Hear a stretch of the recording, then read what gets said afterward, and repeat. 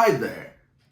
There are various reasons why our prayer requests before God sometimes do not get answers just in time enough for us.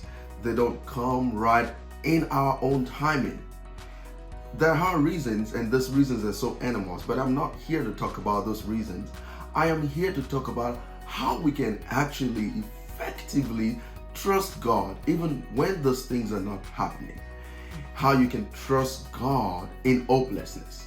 Remember the story of Shadrach, Meshach, and Abednego in Daniel chapter 3 when Nebuchadnezzar built up a golden statue of about 90 feet and in height and 9 feet in width, and asked that all people come and bow down before this golden statue, and that whoever does not do that should be thrown into a blazing furnace.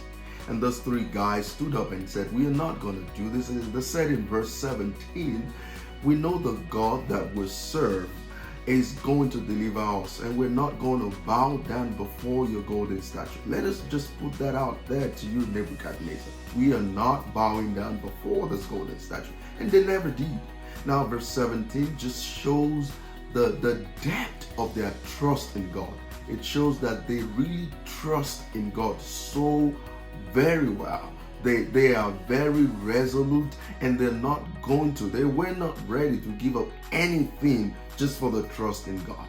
Now in verse 18, the Bible says that they said that even if the God that we serve, this God that we so much trust, this God that we so much put all of our hope in, does not come, maybe because it's not just the right timing, or because he wants to glorify himself in this situation, we are still not going to bow down before this golden statue. What does that imply? That shows that they trust God, as simplified and exemplified in verse 17, but their trust in God, that verse 18 actually shows why they trust in God. They did not trust in God because of what God can do for them. They trusted in the personality of God. Now, trusting God in hopelessness means that you have to be ready to trust God's person and not God's doing. Your trust or distrust in God does not validate God. You're not trusting God because you want to prove that He's God. You're not trusting God because you want to prove that He's not God.